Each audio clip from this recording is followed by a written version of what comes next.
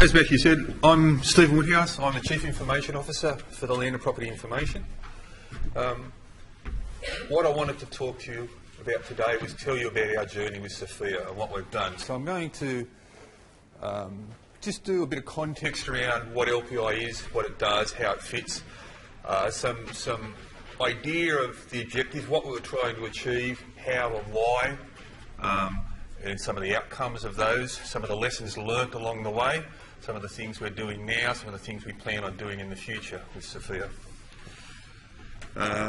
Happy to have discussions or questions as we go through, or we can leave it all to the end. I really don't mind. It depends how interactive you want to get. Just so to get some context around LPI and what it does and what I do within LPI. So Land and Property Information is a concatenation of organisations over a period of time. But in reality, there are three basic things that it does about a parcel of land or a property, etc. The spatial information, so where it is, its shape, its size, features, things like that. The titling information, so who owns it, what encumbrances or how other people that have interests on it, etc. And the valuation system that is used by rating and taxes, so that's how your rates or your land tax, etc. gets done. And they're the three basic things that LPI does. LPI only deals with information. We gather information, we manage it or do something with it, and we disseminate information. We are an information organisation, and that is all we do. Don't do anything else.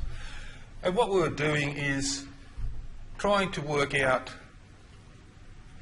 where we were going and what we were doing. So I did a strategic plan for IT, and I wanted to turn IT from a traditional IT environment, very stovepiped, etc., into a services organisation. Simon talked about the marketing component and how IBM, etc., does all that market. Well, I wanted us to operate as a service organisation within LPI. So we had to come up with a new strategy. How do we make this organisation digital? How do we make us a service organisation where we provide services that the business consume? We source those services, so we either do it, we have some internal stuff, or we source those services from somewhere else and we become a service broker. And part of doing that set up a vision of what we're going to look like. We had to understand what our current capabilities were. What were our skills that we actually had today? And what were the skills we were going to need in the future? Now, Matthew talked about this morning, asked some questions. What skills do you know you have? What skills do you know you want? Well, that's what we went through, and that's what all this work we use SFIA for to get to, is to what are we going to need in the future, and how are we going to do that? I can't even look at my own slide deck here. Yes, so we knew we were weak in a number of places in our skills. After doing the baseline work, we identified that we were weak in more than we thought. We also identified we didn't have skills that we knew we were going to need in our future state. And that was the main catalyst. Coupled with that, what happened at the same time, government came out, Public Service Commission came out with this new Employment Act, this new thing that was going to look like the capability frameworks and what it was going to actually do, and said all public servants now need, or public sector organisations now need to have these new role descriptors, where historically we had position descriptors and everybody had their own individual position descriptor. Now we were going to have role descriptors that covered numbers of people in the same role, and people would become more mobile and they could move around within organisations or across organisations within the public sector, etc. And the PSC came out with this framework, and these are the soft skills that they had. There's 5 levels within those soft skills, and they said every public servant is going to have a role descriptor, and these soft skills are going to be described in there. But for IT, where is it? I can't see it. Oh, there it is. For IT, they said, well, we'll bring in these SFIA skills as well, and they came up with some generic role descriptors and put some of those skills in it. Doesn't mean us as an organisation have to stick with them, but we use those as our foundation of how we build up our role descriptors of what we want it to do. So we had these two drivers for us to go down this SFIA path. PSC driving us from one side, our desire and our strategy of where we wanted to go and how we're going to build our organisation on the other side. Very nice. So what did we do? We engaged with a partner to help us do this, and this is where ADAPS gets their plug into the whole thing, and well done, Simon. We engaged with a partner to help us down this, and the whole thing, I guess in a nutshell, and then I'll pull it apart, but the whole thing about this was some education for the whole of the organisation. The Board of Management, and I sit on the Board of Management, but the Board of Management had to be educated about what this was, why we were doing this, what this actually meant. Our staff had no idea what this was, and the rumour and innuendo that went around this and what this actually was trying to do and what we're going to try and do with it, the initial response I had from our staff when we started to go down this path was I was using this as a tool to get rid of everybody, to sack them all. And that is the furthest from the truth you can get, because it was the exact opposite. We were trying to understand what their skills were, what we needed in the future, and how can we develop that up to achieve what we needed into the future. So there's a couple of things went on there. I'm going to have to look at that one because I can't read that without my glasses. Initially we did some risk workshops, some benefits. We wanted to work out, there's some risks doing this. What are those risks? What are the benefits? How do we mitigate the risks? A whole bunch of work that went on there. Relatively simple work, but we understood, to give us an understanding of what the environment was like and what we're trying to achieve. The communications, and I cannot highlight enough, this is the critical component of making this all come together initially, is the communications. The executive overview, making sure that the executive understood what we were doing, why we were doing it, what is this for. Making sure that our people understood why we were doing it, what we're going to use it for, what it's going to achieve, what SFIA actually is. I had those books that you've got in your bag there, it was version 5, but I had those printed, and every staff member got one of those books to try and educate them a little bit about what SFIA was. So we built up a communication strategy and plan about how we were going to communicate all of this stuff. We built our message house, which is down there. That's the messages we're trying to give. We did this in consultation with a sister organisation of ours, the Office of State Revenue, and I'll talk a little bit more about how the interaction between OSR and us, but OSR and us were trying to do this together as a collaborative piece of work to spread out the knowledge that we're trying to do to try and calm down some of the staff about what was going on. And it wasn't just LPI, it wasn't just OSR, but we're trying to spread it across and give them a little bit of confidence about what was happening. We made some SFIA animations and some movies, so there was actually some off the SFIA side, but ADAPS made some for us as well, and we have those up on our internal website for people to go and use. We played those, we interacted with our staff, we had staff meetings, we tried to explain to them what it was, asked as many questions as you want, get comfortable with this, we showed some movies, etc. We undertook some training, so the senior ICT people and we brought some HR people along with us. We did some training, so we did the understanding SFIA and this advanced SFIA, and again OSR and LPI worked collaboratively together with that, so it was senior IT, senior HR people all doing those courses and the training together. We then did some training for our team leaders or our people managers about what it was we're trying to achieve and how we're going to approach it and what it actually meant into the future. We built up some resources, so an internal website where we had the animations, questions and answers, the PDFs of all the documents, frequently asked questions, all of those sorts of things were built up there. We had a generic email address, SFIA at LPI, that people could email to, which I monitored and my team monitored, and we would answer questions for anybody that was asking questions, irrespective of what that question was. And once we got the communication bit done and the education, and there was still a lot of issue around it, there was still a lot of fear, and that's what it was fear. People didn't understand what it was. So we moved into this self-assessment part. which was facilitated by ADAPS. Second plug for you there. It was an online self-assessment component, and people went on and they did their self-assessment based on the whole SFIA framework and where they thought they had skills. We then, after all those self-assessments were done, we don't have the numbers, maybe on the next slide. After all those self-assessments were done, every staff member that participated had a one-on-one interview with a consultant to validate those skills, to talk through those skills, etc. And I'll just point out here, this was not just ICT people. This included project managers out of the business as well. And this included project managers out of the business as well. We brought those into it to get an understanding for them and give that information back to the business folk.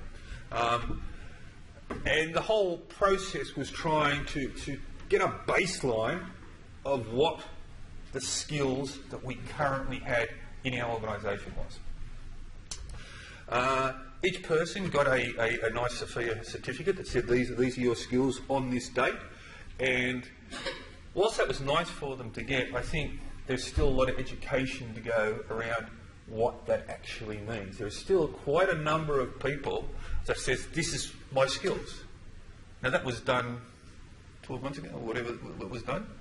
Now that's not true. That is not their skills today, because I'm hoping their skills have evolved and changed and something's happened. So that is not their skills. That was that point in time, their skills. And that a bit of an education still needs to go on there. But we got out of that some database of at that point in time, this was our skill base. These were the skills at these levels that we believed we had in our organisation. And we knew, or we believed we knew, what we needed in the future, and now we had a gap that we could work with. And that, for us, was extremely important. Some of the graphs and stuff, and so you would have seen a lot of this stuff from a much bigger picture in Simon's presentation this morning. But again, if you look down at this bottom one here, again, what people thought they had and what people ended up validating they had, a bit of a gap, a bit of a difference. So people obviously think they have more than reality they have there. I will make a comment with this initial baseline component. This is not a criticism in any way, but part of what happens here is I've made the observation that people that have a better communication skill, can express them better, can present better, can end up with a higher skill level than the next person who I know has the same skill and experience but can't express that. So this baseline is exactly that. It's just a starting point, and it's just somewhere for us to start from. It's not definitive in any way. What we're going to do, and we'll talk about it a little bit later in this presentation, is over time we'll build it up so we have a much more accurate view of our skill level at any one point in time in our organisation. The whole stakeholder, top 10 skills, stakeholder relationship stuff, Simon talked about all of that this morning. I would also make a comment on what Simon was talking about there, about at the higher level. I get, maybe I'm wrong, but I get the perception from the people I'm talking to that they have a perception that the skills are tied to the hierarchy. I should have, I'm the CIO, I should have all these level 7 skills, and my architect sitting over there, he's in the structure lower than me, so his skills all need to be 5s or 6s. Now that is not true, and it shouldn't be like that. The reality is, my skills need to be in a leadership space, but what do I know about Java development? Nothing. So I don't have any skills there. But I would expect my key Java developer to have 6s or 7s in that space. So there's still a perception by people that their skills are tied to their position in the organisational hierarchy, and that needs to be changed as well. So, our initial learning, what do we find out? What do we do? 129 people have 131. The reason we didn't get 131 is one person was on maternity leave and one person was on long service leave. So we would have had 100% had they been there, and they have since been done. So not only have they been done, any new people coming into the organisation have been done as well. So we are keeping this up to date and we are keeping track of all of this. An average, the self-assessment is 13.2 skills. I think that lined up with the numbers you were talking about this morning, Simon. After validation, so everybody that did the self-assessment did the validation. I might point out I made this not optional for people. You know, they had to do it, sort of thing. And it came out with an average of 8.2, which again I think is the number that Simon was talking about this morning. So we're average. So on some of the analysis, influence levels lower than average, so within our organisation, and again this is tied back to people's perception of hierarchy and how much influence they have or should have, etc., and how it actually works. Tied back to concatenation of organisations, tied back to just some of the way the organisational culture works and a whole bunch of things going on there. So, the lack of skills at level 6 setting standards, and this is my comment about where people think and should and where they're being developed, and I would make the comment over time they haven't been developed, so they haven't been given opportunity to actually get and exercise and participate and build these skills.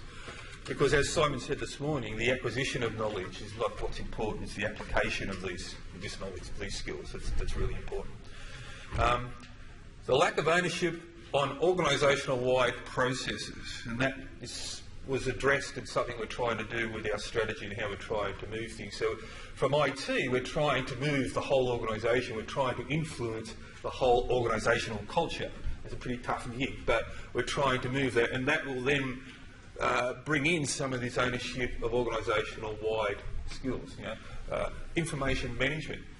Does that live in IT? Does that live in the business? Where does it live? Who should be doing it? Oh, it's a whole bunch of things that need to be thought through. But in the end, from an organisational perspective, they do need to be addressed, and where do they fit? You know? Now, that comment could easily be discarded. Well, we didn't sample the people that were doing some of this stuff because they're not in IT, and that's a fair enough comment. But over time, we'll see how that pans out. The need to create opportunities to develop skills, and I guess that's what we're going to talk about next. Segue into our next bit to talk about. So that was phase one, and at the end of phase one, we had some nice artefacts. We had some database of skills. We've done some communication. We've done some work, etc. But we recognise that we need to keep developing. We need to fill that gap.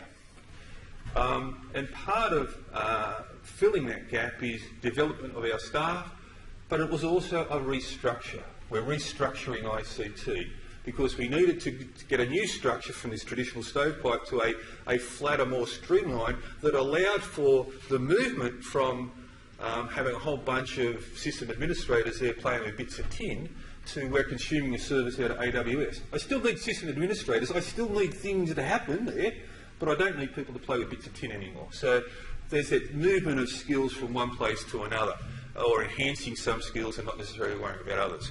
So we needed to do that. Part of what also is going on here is within DFSI, so LPI is part of that DFSI cluster, the performance management component was coming into play. So we sort of made a decision that we've got to bring performance management in, we've got to have a bit of a carrot and a stick here. We have to do it, but let's make people want to participate in this.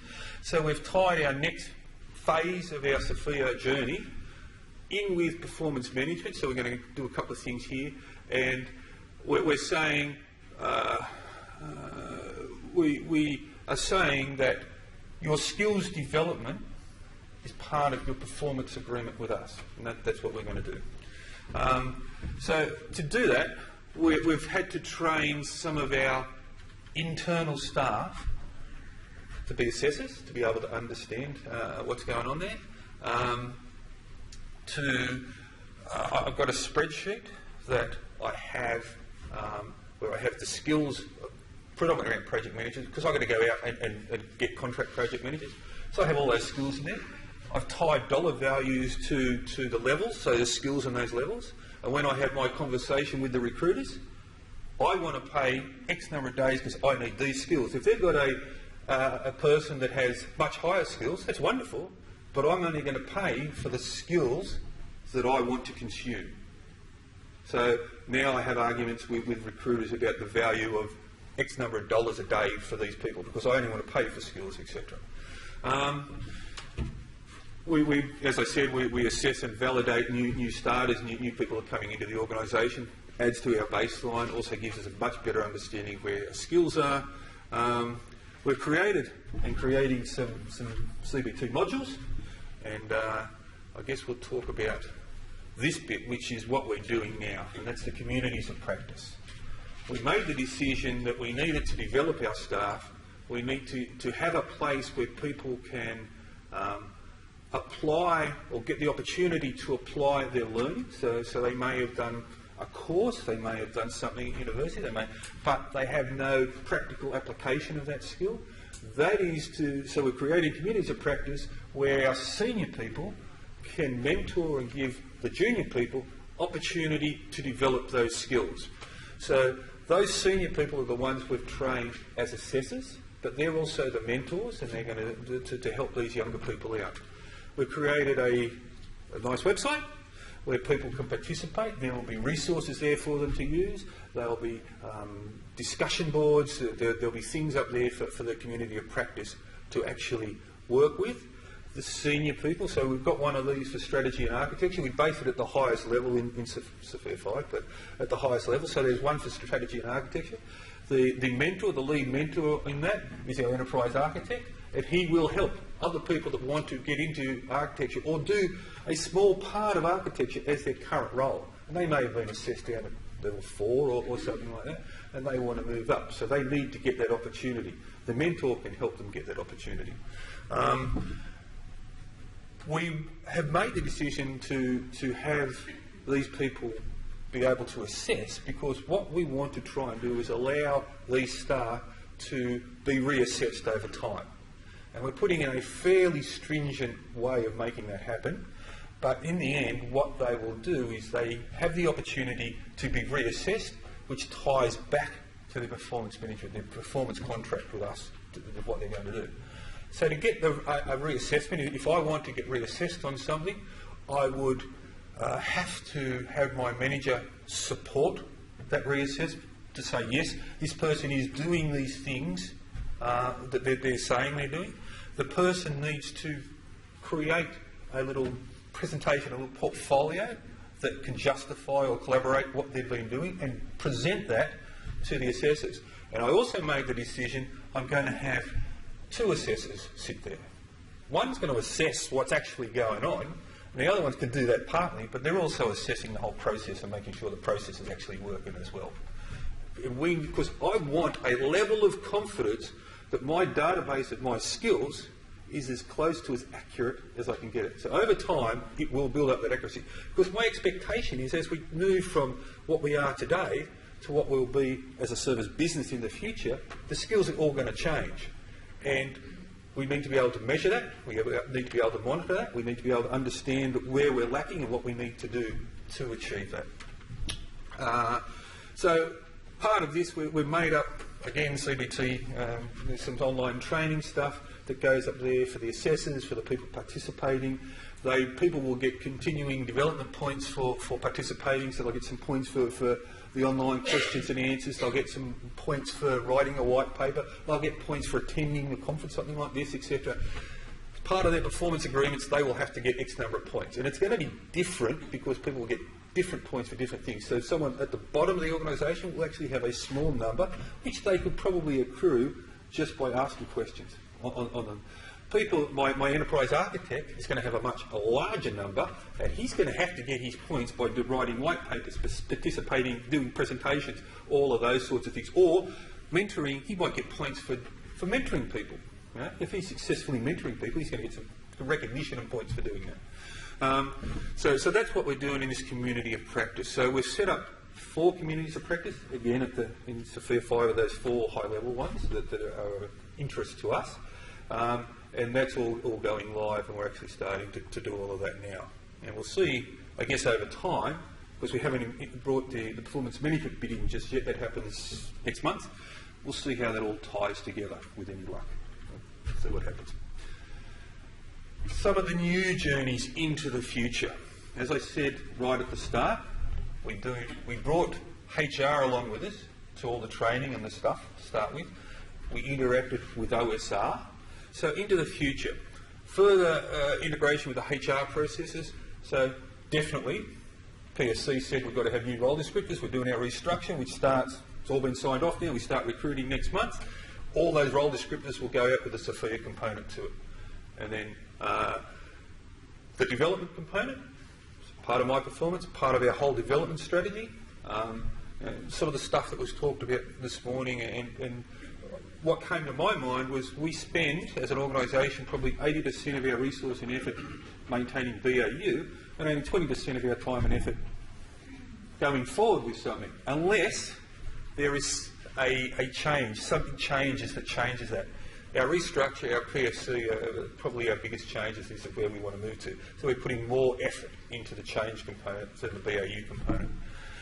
But the development and the career planning is what this is driving for all our staff. That's the message we give them. This is not about getting rid of them or beating them up or doing anything. This is about their personal development, their career planning. And I acknowledge their career may not be in this organisation. It may be outside this organisation. But from a public sector perspective, that now should be transportable across any organisation, whether they're in LPI or OSR or anywhere else. It should be transportable because it all should be the same. You know, we should be able to measure it. The project management component, as I've already said, I have ongoing discussion with recruiters because I bring in project management to do most of that. But having project managers that can sit down when they're building up their work breakdown structures and say, I need these resources, be able to go to our database and say, you haven't got those resources, I'll go outside and get them, or yes you have, where are they, and now it becomes a scheduling component. That whole getting the project managers to use the skills that they know we've got, so having some confidence in that skills database. Expansion with, so as I said, the work we've done with OSR was hinged on our intent to share resources or to share opportunities.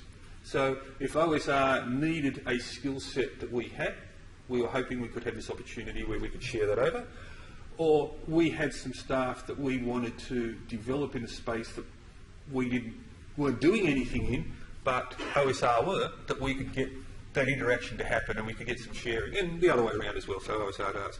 OSR again is in the DFSI cluster, so sort of sister organisations. We want to expand our community of practices.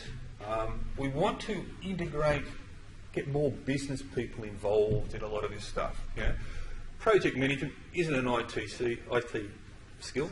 It's a across-the-board skill, as is information management, as is a whole bunch of things. They're not confined to IT. And we want to expand this across the organisation and get all input and participation from a whole bunch of other people. We want to share some capabilities. So we'll see how this evolves and what actually goes on there, but that's the intent of what we want to do. I just want to, I guess, make some other comments about what was talked about this morning. Is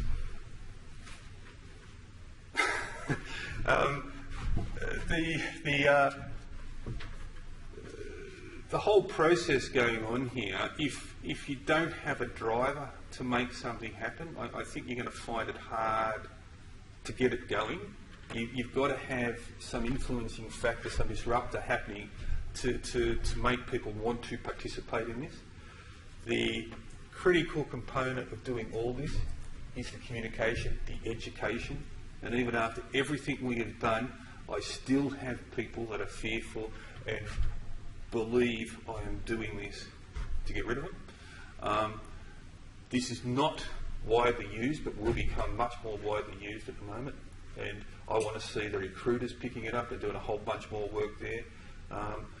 And I want to see, if the PSC comment around people becoming portable because of this and because of what they've done with their framework is to really come to reality, we need to change in the public sector at least some of the way we do things to make this board portable, because this describes, and it is subjective, but it describes people's experiences and skills. Anyway, we've got a few more minutes for questions or discussion if you want. Happy to do that if people want to participate. How are you going to measure that it's successful? excellent question. How do you measure? And at the moment I can't come up with a definitive measure, but I can come up with some soft measures about how successful it is. And that is from the skills that we've got and what we evolved to, so how many skills happen and what it develops in, how much staff retention I have, so do we come a preferred place to actually work because it's acknowledged that we have the development and career planning there. If I'm a service provider, do I have the skills to meet my service commitments properly?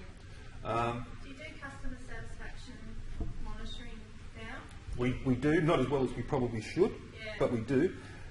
I guess part of that is, again, staff's fearfulness of doing that, because often when you do that, people treat that as a way of beating you up. Yeah. Oh, right. You're handing them a stick. Yeah, yeah. You're handing them a stick. They're going to use it to whack you with. So people are fearful of that. On the other side of that, with that you improve, and with that becomes your marketing ploy of how you're actually providing these services and what you're actually doing.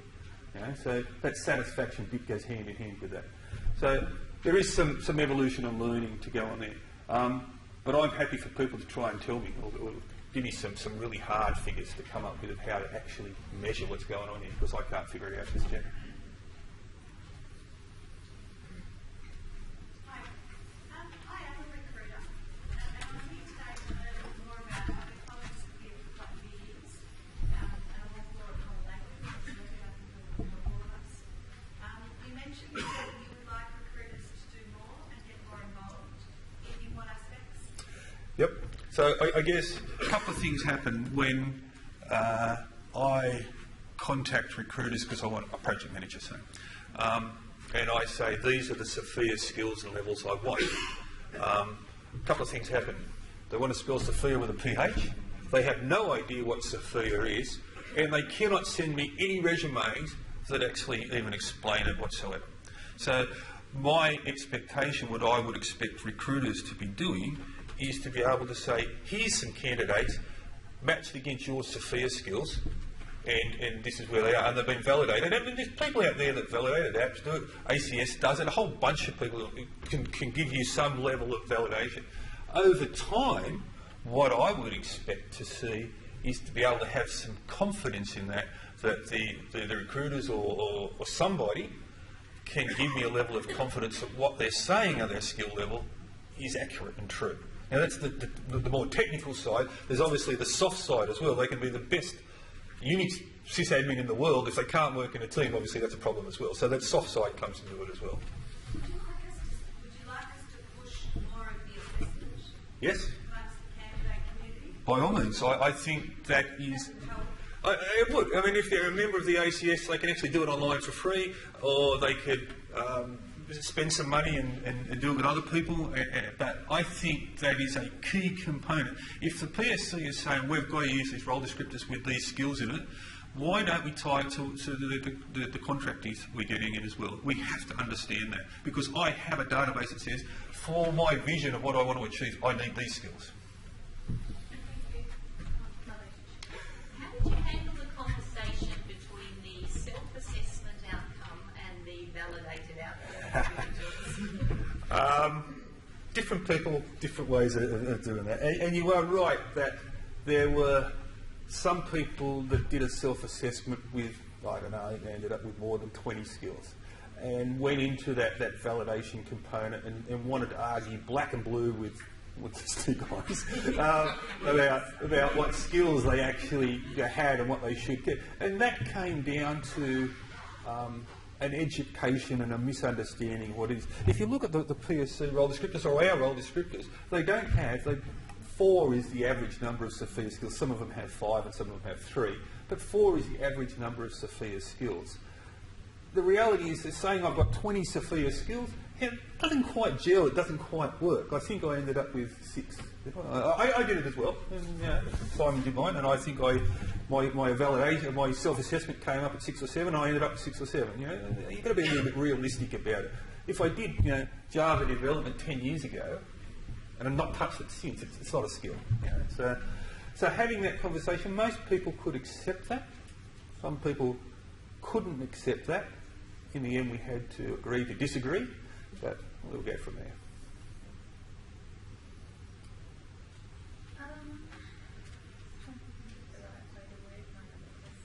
This guy here wants to ask a question if you want to think about it. You mentioned targeting the specific skills you want from the market. So you go out to contract or whatever you're targeting. You're only prepared to pay for those skills. Do you see a danger there that that's going to drive the market towards having narrowly skilled people because that's what the customer wants? There's going to be a shift or a correction in the rates that are being charged, etc. What I'm saying is, if I need a project manager and I want them to manage this project and I'm expecting SFIA levels 5, I put a value to that. Now, and I interviewed 4 yesterday, and one of them I would have put at a 7. He was a program manager, but my requirement is for a 5. That's all I'm willing to pay. If he wants to come on at that rate, wonderful. If he doesn't, that's fine. But I intend to pay for what I need, not what the recruiter wants to give me, or what that person thinks they're worth. And he's worth what he's asking for. Don't get me wrong, he was very, very good.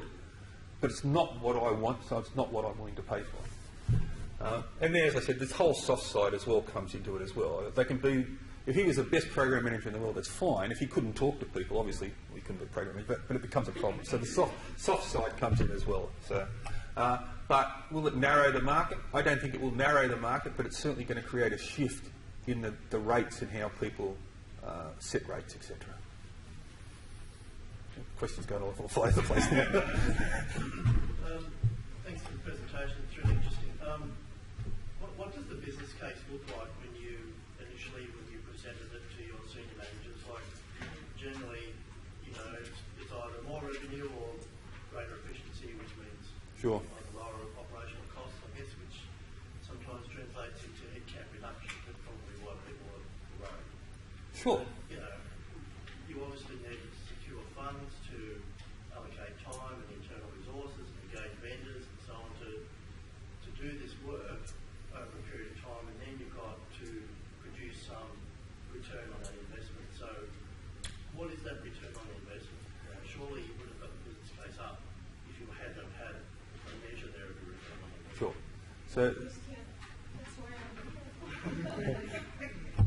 So, as I said, a couple of things happened that were really advantageous for us. PSC brought this stuff in and said this had to happen, and that became mandatory. You had to do that. So that was a really great drive for us. The other was my strategy, and as I said, there needs to be a disruptor. And the strategy that the board of management signed off on, this is what they wanted to achieve. Digital organisation, to a services IT. To achieve that, some things had to happen. And that became my argument of, the core argument of the business case of what we're going to do. To give them a little bit of confidence, we broke it up into a number of phases, because if they lost confidence after a phase or whatever, we could back out of it and we've not spent a whole bunch of money. So we broke it up into the phase 1, which is the initial bit, setting the scene. Phase 2, which we've sort of just coming to the end on, is community of practice stuff. And then phase 3, which is the integration into HR, project management and all those sorts of things. And that gave them a level of confidence that if they thought in the end I was not telling them the truth or they weren't happy with it, they could get out of it. But the whole business case was hinged around the strategy which they'd signed off. To achieve that strategy, we have to do this. We have to build the foundational components. And that's what my comment about the disruptor. You need something that drives what this is.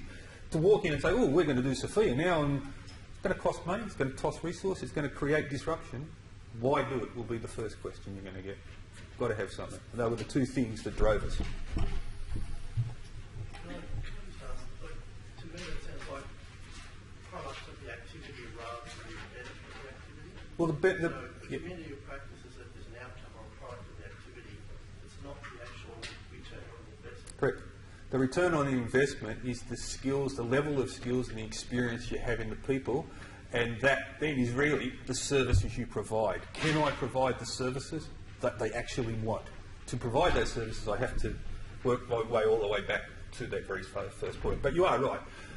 As I said, a hard number to measure this is really quite hard, but the benefit is the services they get at the end, and our ability to provide those services. I think it's also the evidence-based data that you now have in terms of targeted skills development that then flows into quality service delivery. Sure. You comment about the reduced headcount. Well, that's actually true. we went from 125 to 111. They weren't all people, there were a whole bunch of vacancies and stuff there. On the floor today, I think I've got 98 or 99 or something, but technically the headcount did shrink, but our whole structure, we restructured ICT and the whole, time's up, but the whole structure has changed. So the whole bunch of things going on there. Happy to talk to folk afterwards or whatever, if you like, but the lady here's telling me my time's up, so I've got to go. Thank you very much.